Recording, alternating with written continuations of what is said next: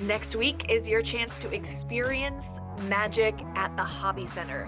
The champions of magic are coming to town and they put on a truly spectacular show. I got to chat with one of the acts, Young and Strange, about the spectacle that is Champions of Magic.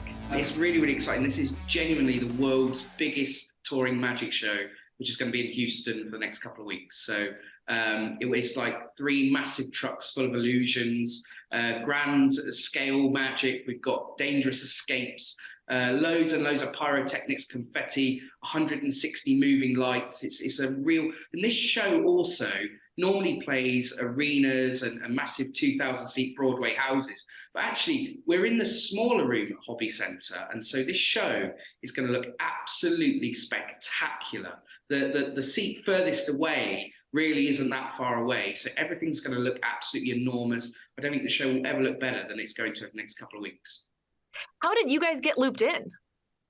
Well, actually, we've been an act for the best part of 15 years. Actually, we've known each other since we were kids, and then we sort of grew up learning magic together, and then developed a stage magic act. And then the producer of this show went around the world looking for acts to put into this show with the name Champions of Magic.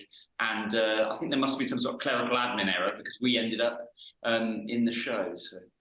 But it's not just us, actually. There's also in the show a guy called Fernando who does Dangerous Escapes. We have a mind reader called Alex. And also we have Holly England, and she does a really artistic, sort of smaller close-up magic, which goes up on a giant screen in the theatre. So that's what's great about this show, actually. You see a bit of everything. What I love about magic is we have so much science and knowledge these days. This is really something that makes you wonder. It makes you question. What do you guys love about magic?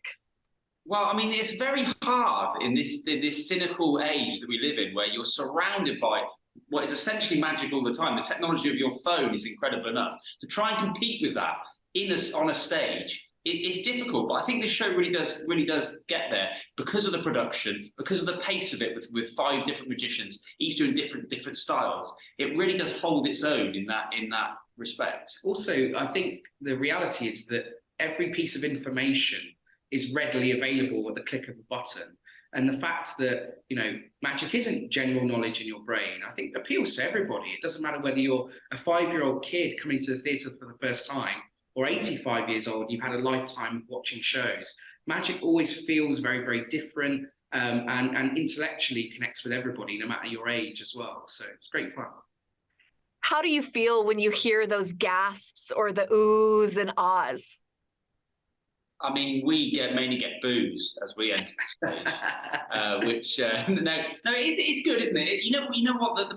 Without sounding too corny or cheesy, is that the best moments I think for us as magicians is when you have children in the audience, anywhere between the age of about sort of 6 or 7 up to sort of innocent sort of prepubescent sort of teenager, because what you're getting there is an unfiltered, genuine reaction. It's not an audience member who's being polite because they feel they should clap on that cue. You can just see the magic in their eyes, and that is what we do it for, or why we got into it. I think some of the nicest things that are ever said about Champions of Magic, we see them in the reviews left by people who see the show all the time, is that, we came along, for the kids, but actually we enjoyed it as much as they did, And so one of the great pleasures being on the stage at the end of the show, we take the final bow, is you can look out sometimes, you can see, the kids, but also mum and dad and even granddad and grandma, and they've all had a good time. And so that's something incredible that magic can do. If it's a band or something, if it's music, often it will only appeal to a certain generation, whereas magic really is timeless and goes across all generations. I can't think of anything better to incentivize people coming to the show, but is there anything else that you would say to folks to get them to buy those tickets to get into the Hobby Center? I think, we should prove ourselves really and do a trick for you first of all, shouldn't we? Let's do it. Okay, this is very, very straightforward. A very simple trick. Obviously, it's very difficult to do magic across Zoom, but we're going to give it a go. So this is a deck of playing cards. Before you started interviewing us a few minutes ago, we did open it, and we put one of the cards in here, and it faces the wrong way. So there are 52 cards in a deck of cards. Would you name any card? And I'm going to leave this so you can see it's in view the whole time as you say this. Just name any of the 52 cards. Queen of Hearts. Are you sure? Sure. Yeah, I'm going to show you the deck of cards here. It shows nothing in my hand here.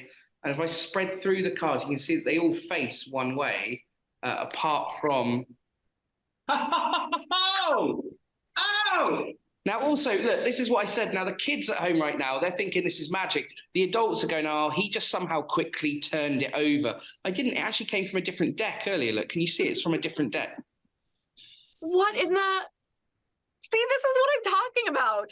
I am sure there is some explanation, but I don't really want to know. I love the magic of it and the surprise and that just feeling of wonder.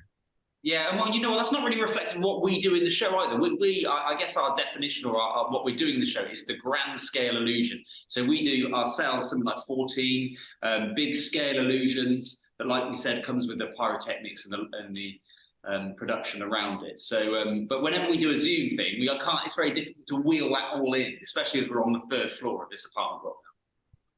Well, I appreciate you going back to like the roots of it and sharing that with me, because it's always fun. You have to feel good about those audiences walking away with that smiling or that smile, that feeling like you just gave me with something so simple, but something you've put so much thought and love and planning into. To see it pay off like that, that's cool. Yeah, I don't think any performer gets into performing for anything as cynical as the money. We all get into it just because we love standing on a stage. And also, sorry to jump in, but also because we've had that feeling before, you know, when you are 10 or 11, you're getting into magic, is that you never forget that feeling. That's something that stays with you. And then before you know it, if you really have a passion for it and a drive, you end up doing what we do now. When we do extended engagements like this, where we're in a venue for like 2 weeks, so because we're at Hobby Centre from the 2nd of February till the 17th, actually one of the biggest compliments is you'll find people who see it in the first week sometimes come back towards the end and bring friends and family with them. So, you know, that's really special. And, you know, it's only theatre that can do that, really, you know, really get people excited, but they want to drag people along to see it. Also, it's nice to provide that, even if it's momentarily, to provide that escapism from all the stuff that's going on in the world. So you come to a show, and I guess what's great about really good live theatre is you are momentarily away from everything, all of the baggage that goes on the rest of your life. And more specifically, in a magic show, even if you can't shake off your concerns of everyday life, is that you get those moments, albeit for half a second or that last for minutes, where you're just completely transported somewhere, some different headspace completely. Well, I guess that means you got to get your tickets early, just so you know if you have to get tickets later on, if you want to come back and see that performance again. We have information about how to get those tickets and about show times on khou.com.